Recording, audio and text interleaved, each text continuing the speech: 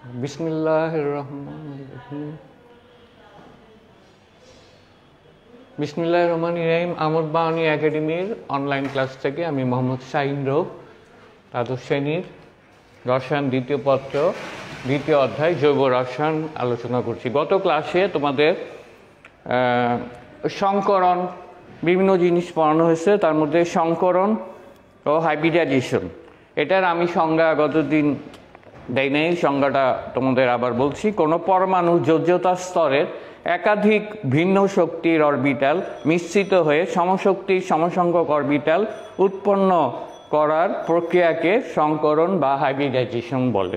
Hybridization বিভিন্ন যৌগে কার্বনের সংকরণ বা হাইব্রিডাইজেশন তিন প্রকার, যথা sp3 যেটা তোমার সম্পৃক্ত হাইড্রোকার্বনে, এবং sp2 হলো দ্বিবন্ধনযুক্ত অসম্পৃক্ত হাইড্রোকার্বন, এবং sp হলো ত্রিবন্ধনযুক্ত অসম্পৃক্ত হাইড্রোকার্বন। এই গতদিন তোমাদের এটা পড়ানো হয়েছে। আজকে আমি তোমাদের জৈব যৌগের সমগোত্রীয় শ্রেণী ও তার কার্যকরী মূলক নিয়ে আলোচনা করব। সমগোত্রীয় শ্রেণীটা কি?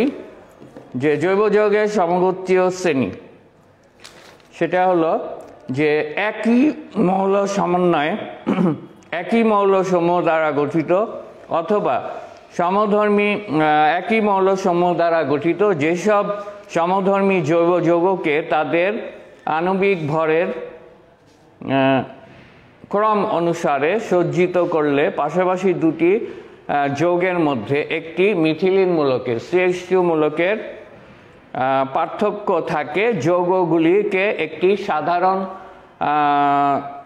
সংকেতের সাহায্যে প্রকাশ করা যায় এবং তাদের অণুতে একই কার্যকরী মূলক উপস্থিত থাকে, তাদের সমগোত্রীয় শ্রেণী বলে।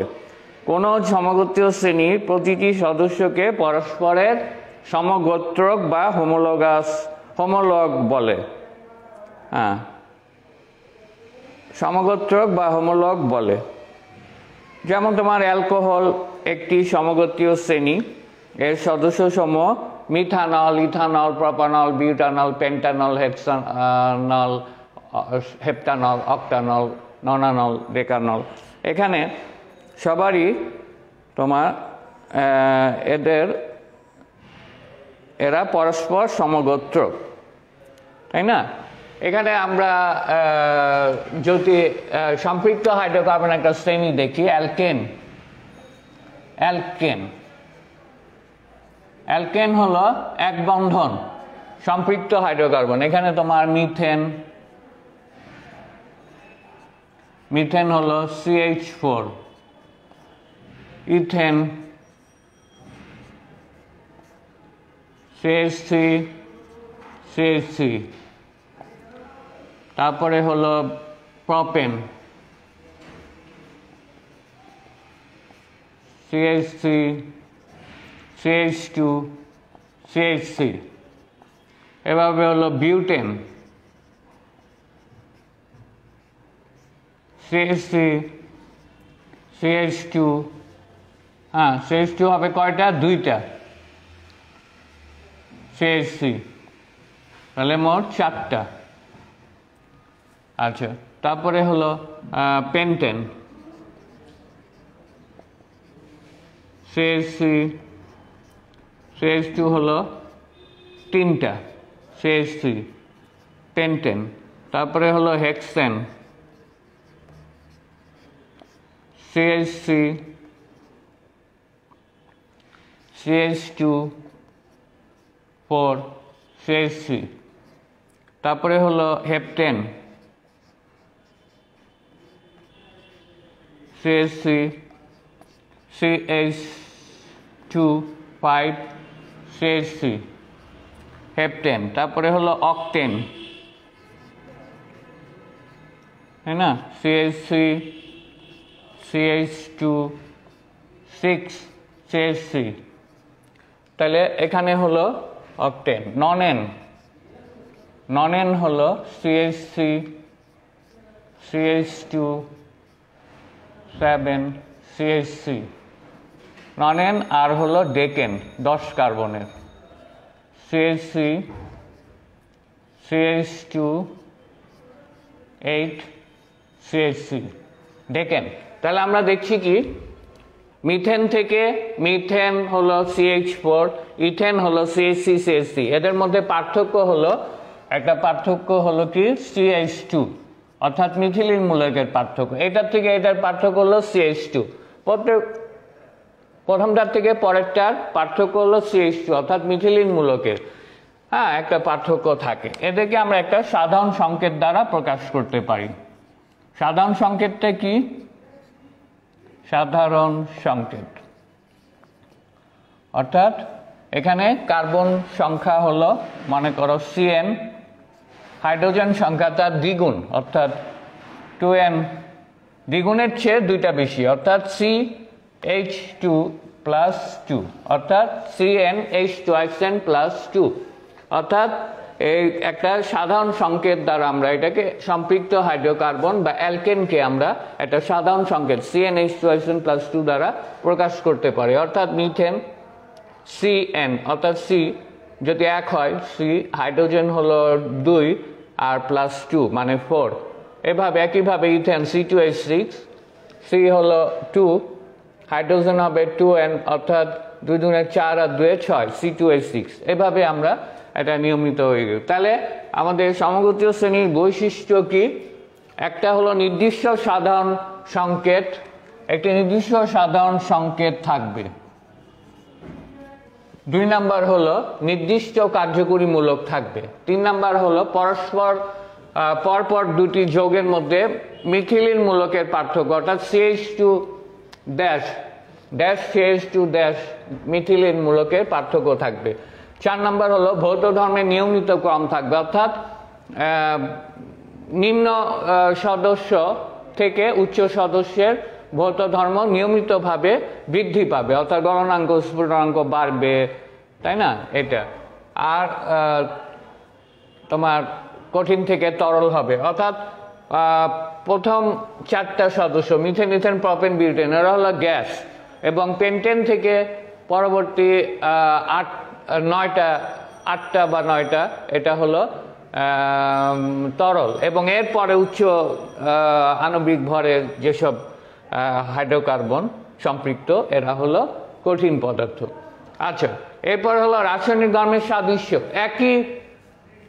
এদের একই যেহেতু কার্যকরী মূলক থাকে সেই জন্য এদের একটি নিয়মিত নির্দিষ্ট রাসায়নিক ধর্ম থাকে যেটা কিনা সব যৌগেরই একই রকম অর্থাৎ একই সারির হোমোলোগাস সিরিজের অর্থাৎ সম্পৃক্ত হাইড্রোকার্বন হলে এর সব রাসায়নিক ধর্মই সব সদস্যের একই হবে। অ্যালকোহল হলে সব অ্যালকোহলেরই রাসায়নিক ধর্ম একই হবে অর্থাৎ এবং এরা একই সাধারণ নিয়মে প্রস্তুত করা যায় এবং এদেরকে একই সাধারণ নিয়মে আমরা প্রস্তুত করতে পারি। এখানে যদি আমরা এটা অ্যালকোহল হতো, অ্যালকোহল হলে হবে মনে করো মিথানল CH3OH, মিথানল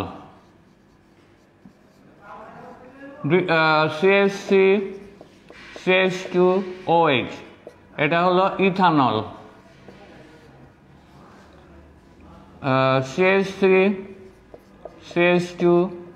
CH2OH, হলো প্রোপানল।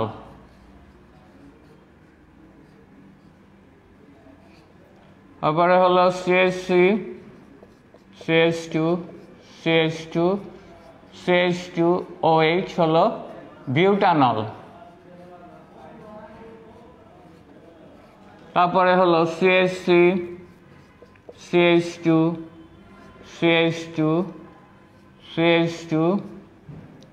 CH2OH হলো পেন্টানল ইত্যাদি, পেন্টানল। বাকিগুলো লিখতেছি না, মুখে বললাম যে এইভাবে জমার হেক্সানল, হেপ্টানল, অক্টানল, 7টা হলে কার্বন, আর 7টা হলে হেপ্টানল, 8টা হলে অক্টানল, 9টা হলে ননানল, 10টা হলে ডেকানল। তো এদের একটা আমরা বলছি সাধারণ সংকেত থাকবে। তাহলে এটা সাধারণ সংকেতটা কি হবে? এখানে যেমন সম্পৃক্ত হাইড্রোকার্বনের বেলায়, অ্যালকেনের বেলায় এটা হলো অ্যালকেন ছিল, অ্যালকেনের বেলায় যেমন CnH2n, এখানে হবে সাধারণ সংকেত তোমার, এটার বেলায় হবে কি CnH2n প্লাস একটা হাইড্রোজেন কম, তার বদলে OH আসছে, প্লাস 1 OH। তাহলে অ্যালকোহলের সাধারণ সংকেত কি CnH2n প্লাস 1 OH। হ্যাঁ, তা এই হলো আমাদের ব্যাপার। আর এরপরে আমরা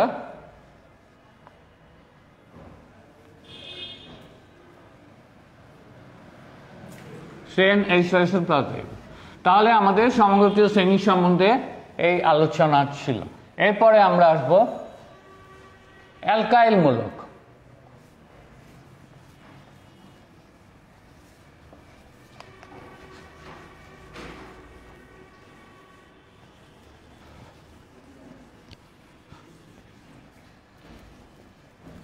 অর্থাৎ অ্যালকাইল মূলকটা কি, যে CnH2n প্লাস 1 ড্যাশ, অর্থাৎ একটা মূলক যদি সমগোত্রীয় শ্রেণী হয় তাহলে এখানে একটা মূলক থাকবে। অ্যালকোহল হলে OH, অ্যামিন হলে NH2, হ্যাঁ, ইত্যাদি। তাহলে এখানে এই মূলকটাকে বলা হয় যে অ্যালকাইল মূলক। আর দ্বারা এটাকে প্রকাশ করা হয়। এটা হলো আর ইকুয়াল টু অ্যালকাইল মূলক।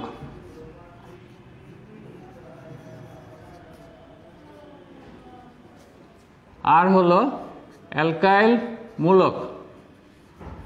অ্যালকাইল মূলক হলো আর, অর্থাৎ CnH2n প্লাস 1 ড্যাশ, এটাকে আমরা বলি অ্যালকাইল মূলক। অ্যালকাইল মূলক হলো সম্পৃক্ত হাইড্রোকার্বন থেকে একটি হাইড্রোজেন অপসারণ করলে যে মূলক উৎপন্ন হয় তাকে অ্যালকাইল মূলক বলা হয়। অর্থাৎ যদি আমরা অ্যালকোহল লিখি তাহলে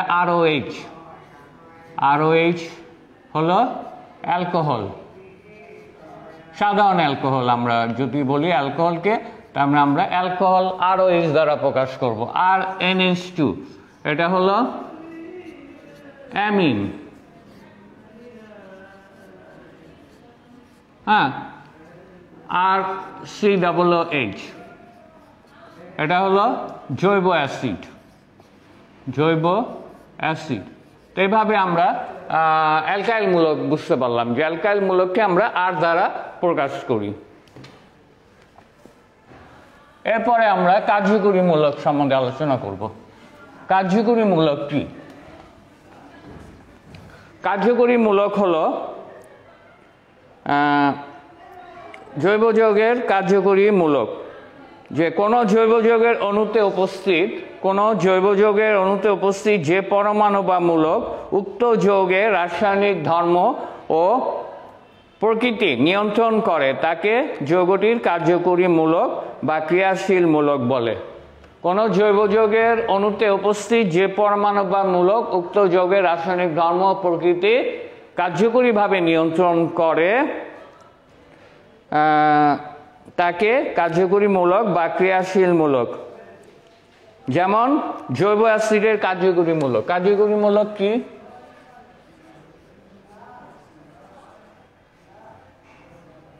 কার্যকরী মূলক,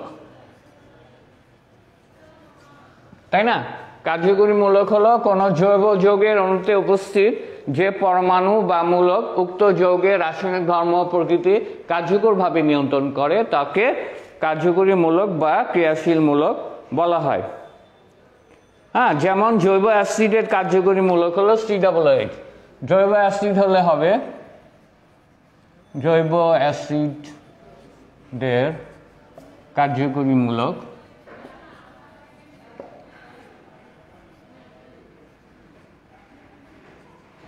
COOH। যেমন অ্যালকোহলের কার্যকরী মূলক OH, অ্যামিনের কার্যকরী মূলক হলো NH2, তাই না? অ্যামাইডের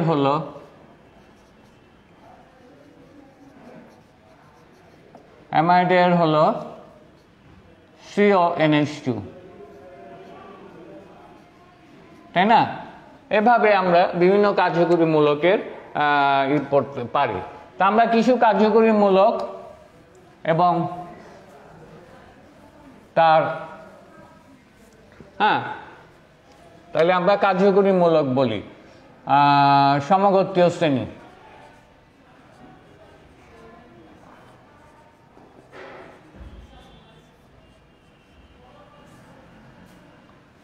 কার্যকরী মূলকের নাম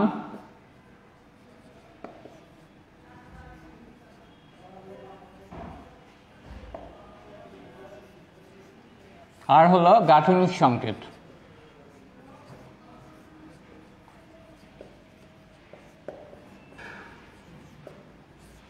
তাহলে মনে করো অ্যালকোহল যদি হয়,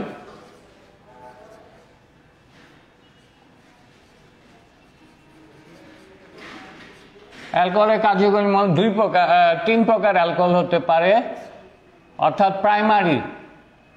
অ্যালকোহল তিন প্রকার, একটা হলো প্রাইমারি 1 ডিগ্রি, সেকেন্ডারি হলো 2 ডিগ্রি, আর হলো টারশিয়ারি হলো 3 ডিগ্রি। প্রাইমারিটা হবে কার্যকরী মূলক CH2OH, সেকেন্ডারিটা হবে CHOH,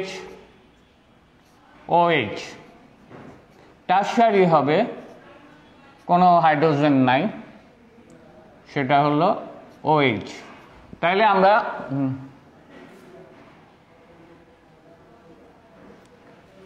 আমাদের কার্যকরী মূলক আমরা দেখলাম যে প্রাইমারি হলো 1 ডিগ্রি, প্রাইমারি 1 ডিগ্রি, সেকেন্ডারি হলো 2 ডিগ্রি, এখানে একটা হাইড্রোজেন থাকে, প্রাইমারিতে 2টা থাকে, আর টারশিয়ারিতে কোনো হাইড্রোজেন থাকে না, এই জন্য এটা 3 ডিগ্রি। আচ্ছা, অ্যালকোহল গেল, এরপরে হলো অ্যালডিহাইড।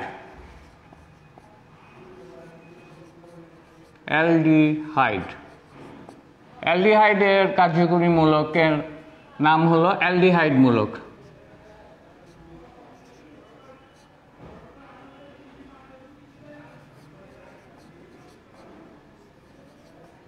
অ্যালডিহাইড মূলক, এটার সংকেত হবে C++OH। অর্থাৎ এখানে আমরা এটা এখানে লিখবো গাঠনিক সংকেতটা COH, অর্থাৎ CH2OH, CHOH, আর হলো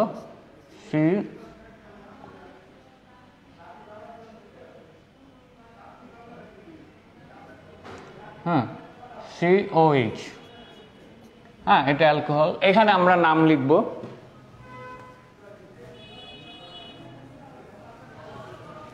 এক ডিগ্রি বা প্রাইমারি, 2 ডিগ্রি বা সেকেন্ডারি, আর 3 ডিগ্রি বা টারশিয়ারি। প্রাইমারি অ্যালকোহল,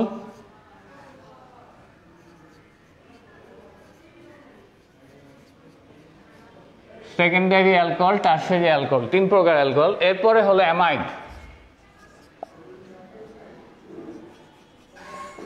অ্যামাইডের কার্যকরী মূলক হলো অ্যামাইডো মূলক, এরকম হবে CONH, তাই না, NH।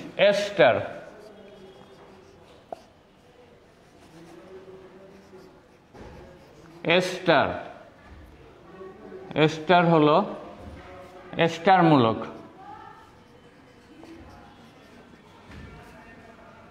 C++OR, তাই না। এভাবে অ্যানহাইড্রাইড,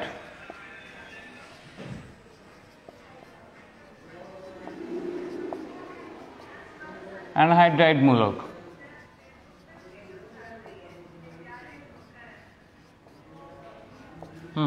অ্যানহাইড্রাইড মূলক হলো C++O, অ্যানহাইড্রাইড মূলক। এভাবে আরো অনেক মূলক আছে যেগুলি আমরা এখানে লিখব, যে সমগত শ্রেণী, তার নাম লিখব, এবং কার্যকরী মূলকের নাম এবং তার গাঠনিক সংকেত। এটা আমরা দেখলাম কার্যকরী মূলক। এরপরে জৈব যৌগের নামকরণ। নেক্সট আমরা আসবো জৈব যৌগের নামকরণ।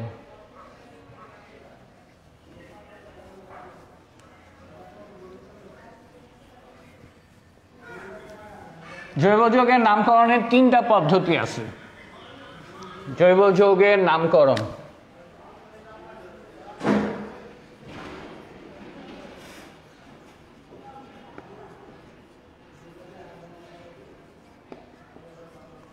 তিনটা পদ্ধতি। 1 নাম্বার হলো সাধারণ পদ্ধতি,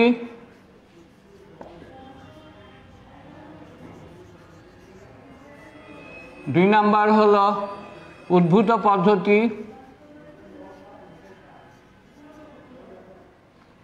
পদ্ধতি, এবং 3 নাম্বার হলো আন্তর্জাতিক পদ্ধতি।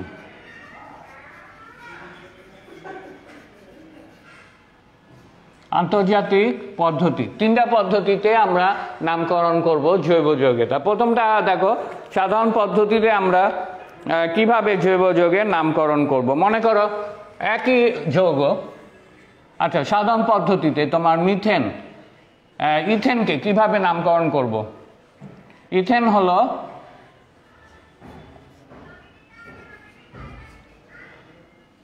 ইথেন, অর্থাৎ 2 কার্বনকে বলা হয় ইথেন, অর্থাৎ ইথেন হলো কি CH3CH3, অর্থাৎ এটা হলো ইথেন 2 কার্বন। আচ্ছা প্রপেন, প্রপেনকে আমরা কিভাবে নামকরণ করব CH3CH2CH3, অর্থাৎ প্রপ এন, প্রপ মানে 3 কার্বন এবং তার সাথে এন যোগ হবে, অ্যালকেন যেহেতু, এই জন্য এটা সম্পৃক্ত হাইড্রোকার্বন। যেমন পেন্টেন, পেন্টেন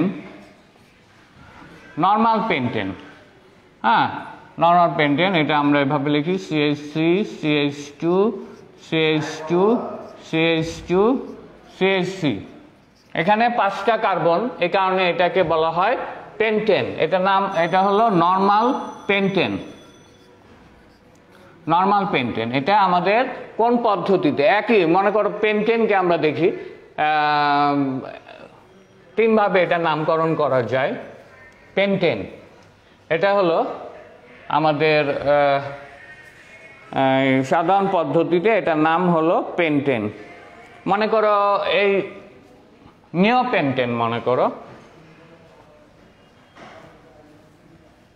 হ্যাঁ নিওপেন্টেন, আমরা সাধারণ পদ্ধতিতে নিওপেন্টেনকে এভাবে নামকরণ করব CH3,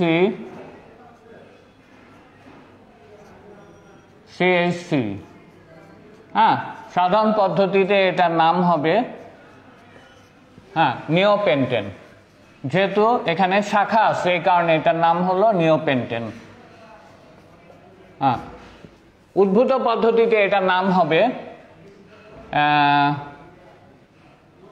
টেট্রামিথাইল পেন্টেন। উদ্ভূত পদ্ধতিতে এটার নাম হবে টেট্রামিথাইল পেন্টেন। এটা হলো 1 নাম্বার, অর্থাৎ সাধারণ পদ্ধতিতে। 2 নাম্বার হলো একই যৌগ, মনে করো টেট্রামিথাইল পেন্টেন, টেট্রামিথাইল পেন্টেন। আর আন্তর্জাতিক বা IUPAC, আন্তর্জাতিক বা IUPAC মানে হলো international union of pure and applied chemistry. এদের মতে এটা আন্তর্জাতিক পদ্ধতিতে এটার নাম হবে কি, অর্থাৎ দীর্ঘতম কার্বন শিকল 1 2 3, 3 কার্বনে, এই জন্য এটা প্রপেন। তারপরে হলো 2টা শাখা আছে 2 নম্বরে, তাহলে এটার নাম হবে 2,2 ডাইমিথাইল, 2টা মিথাইলের জন্য ডাইমিথাইল প্রপেন, 2,2 ডাইমিথাইল প্রপেন। তাহলে আন্তর্জাতিক পদ্ধতিতে এটার নাম হলো 2,2 ডাইমিথাইল প্রপেন। তাহলে আমরা একই যৌগ, মনে করো এটা হলো সাধারণ পদ্ধতিতে এটার নাম হলো নিওপেন্টেন, উদ্ভূত পদ্ধতিতে এটার নাম হলো টেট্রামিথাইল পেন্টেন, আর IUPAC আন্তর্জাতিক বা IUPACতে এটার নাম হলো 2,2 ডাইমিথাইল প্রপেন। এটা আমরা নামকরণ দেখলাম ডাইমিথাইল প্রপেন। এখন আসো জৈব যৌগের এর সম্বন্ধে তোমরা আরো ভালো ডিটেলস পড়বে, না বুঝলে আমার সাথে যোগাযোগ করবে, তবে তোমরা বই পড়লে এটা সব পদ্ধতিগুলির সম্বন্ধে ভালো ধারণা পাবে। এরপরে আমরা আসি জৈব যৌগের আণবিক সংকেত, জৈব যৌগের গাঠনিক সংকেত নির্ণয়।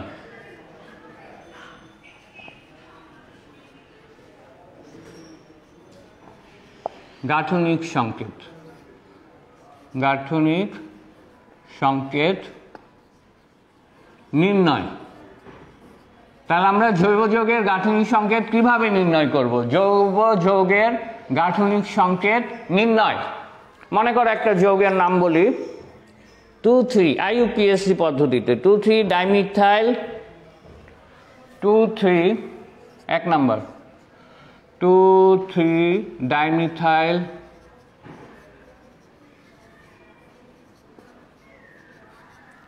2,3 ডাইমিথাইল 2,3 ডাইমিথাইল 1 ক্লোরোবিউটিন 1 ক্লোরোবিউটিন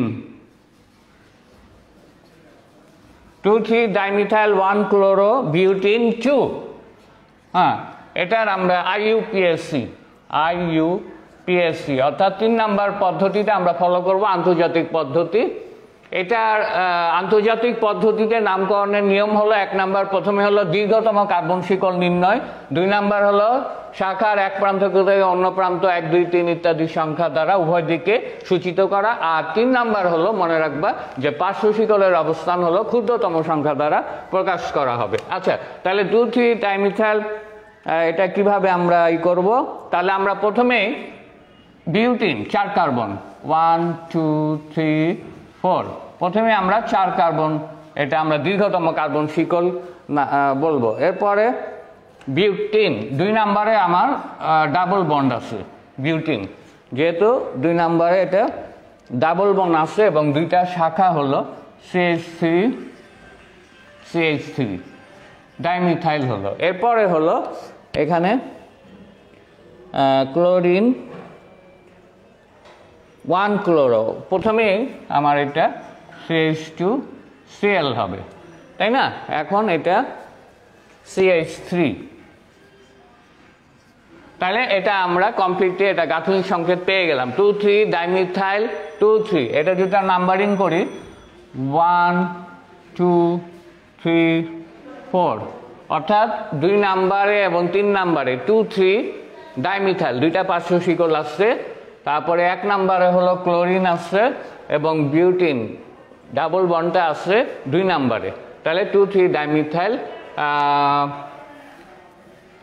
বিউটিন 2, এটা হলো প্রথম 1 নাম্বার। এরপরে দেখো আরেকটা দেখাই 3 মিথাইল বিউটানন 2, 3 মিথাইল বিউটানন 3 মিথাইল বিউটানন 2, অর্থাৎ এটা হলো তোমার একটা কিটোন জাতীয় কম্পাউন্ড 3 মিথাইল বিউটানন 2। এটা আমরা কিভাবে লিখব? বিউটানন, প্রথমে আগে আমরা বিউটাননটা লিখি সি,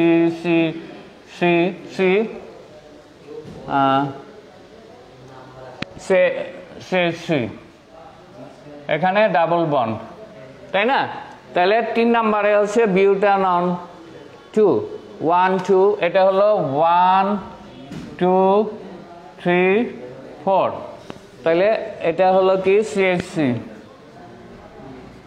হ্যাঁ CH3 বিউটানন, বিউটান হলো 4 কার্বন, এই জন্য এটা বিউটানন CH3, হ্যাঁ এখানে হলো CH3, অর্থাৎ 3 নাম্বারে একটা পার্শ্ব শিকল আছে CH3 এবং 2 নাম্বারে হলো বিউটানন কিটোন অন, আর আমরা এখান থেকে 1, 2, 3, 4, তাহলে 3 নাম্বারে মিথাইল, তাহলে 3 মিথাইল বিউটানন 2।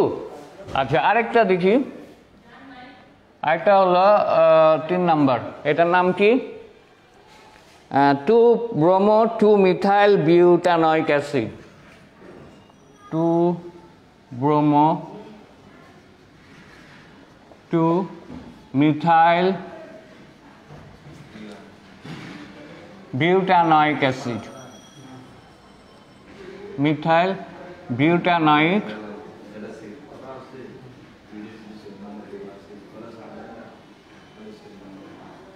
অ্যাসিড। তাহলে আমরা যৌগটার নাম কি? 3 নম্বর যৌগটা হলো 2 ব্রোমো 2 মিথাইল বিউটানোইক অ্যাসিড, অর্থাৎ CH3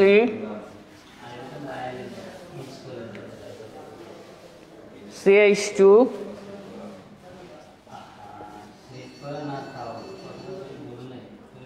COOH CH3Br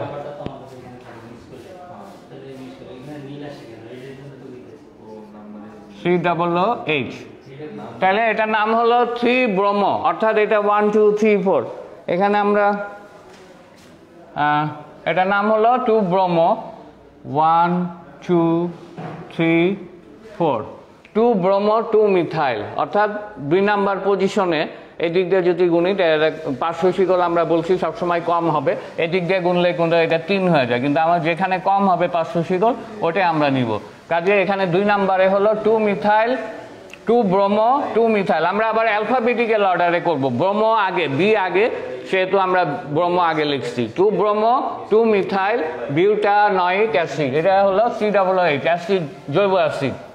কাজেই আমাদের এটাই হলো জৈব যৌগের। এভাবে আমরা গাঠনিক সংকেত নির্ণয় করব। কোনো যৌগের যদি তোমাদের নাম দেওয়া থাকে, বলে যে গাঠনিক সংকেত নির্ণয় করো, তাহলে তোমরা এই পদ্ধতি ব্যবহার করবে, অর্থাৎ আন্তর্জাতিক পদ্ধতি IUPAC পদ্ধতি, যেটার মূল কথা হলো 1 নাম্বার হলো প্রথমে দীর্ঘতম কার্বন শিকল শনাক্ত করবে, 2 নাম্বার হলো শিকলের এক প্রান্ত থেকে অন্য প্রান্ত পর্যন্ত 1 2 3 4 ইত্যাদি দ্বারা, যেমন এখান থেকে যদি করো 1 2 3 4 এভাবে। কিন্তু যেহেতু পার্শ্ব শিকল যেখানে কম, 3 নাম্বার হলো পার্শ্ব শিকলের অবস্থান হলো ক্ষুদ্রতম সংখ্যা দ্বারা প্রকাশ করা, অর্থাৎ আমরা 3 না এদিক দিয়ে গুনলে হবে 3, কাজে আমরা উল্টা দিক দিয়ে গুনবো, যেখানে কম এখানে 2 আছে, এই কারণে আমরা এটা এদিক দিয়ে গুনবো এবং 2 লিখবো। তাহলে এইভাবে আমরা নাম দেওয়া থাকলে গাঠনিক সংকেত লিখবো, এবং গাঠনিক সংকেত দেওয়া থাকলে আমরা নাম লিখতে পারবো। যেমন এটার নাম কি হবে,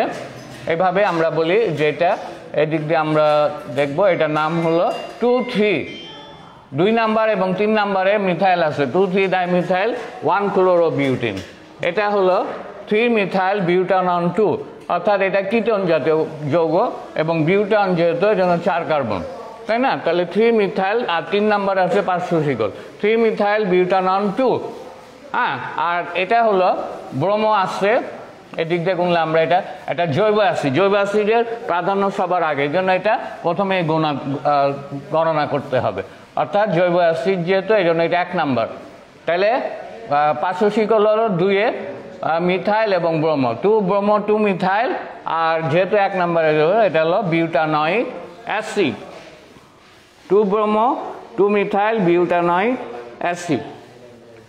তা এভাবে আমাদের এই জৈব যৌগের নামকরণ তোমরা এভাবে তোমরা শিখবে ধীরে ধীরে। যেমন একটা যৌগ CH3 CH3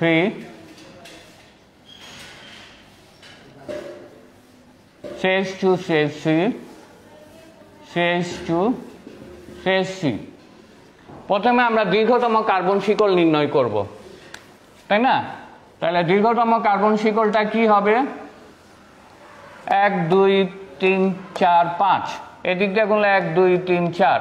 আমরা দীর্ঘতম কার্বন, যত কার্বন শিকলটা বড় হবে সংখ্যায়, সেটাই আমরা ধরবো। তাহলে এখানে আমরা এখানে এটা 5 কার্বন, 1 2 3 4 5, 5 কার্বনকে বলা হয় কি? পেন্টেন। আর পার্শ্ব শিকল কোথায় আছে? 2 এ আছে, মিথাইল আর হলো ইথাইল। তো ইথাইল যেহেতু অ্যালফাবেটিক্যাল অর্ডারে ABCD আগে, ইথাইল আগে ABCDE, সেই জন্য এটা নাম হবে 2 ইথাইল 2 মিথাইল পেন্টেন। এটার নাম কি? 2 ইথাইল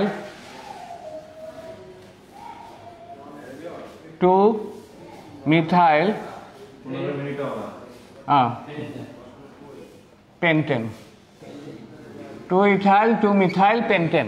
তাহলে এভাবে আমরা জৈব যৌগের নামকরণ, এটা হলো একটা পদ্ধতি তোমাদের দেখা দিলাম। জৈব যৌগের নামকরণটা এইভাবে তোমরা বাসায় প্র্যাকটিস করবে এবং আশা করি কোনো সমস্যা হবে বলে মনে হয় না।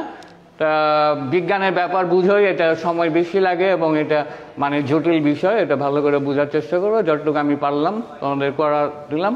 আজকের মতন এই পর্যন্তই। খোদা হাফেজ, তোমাদেরকে শুভেচ্ছা জানাচ্ছি।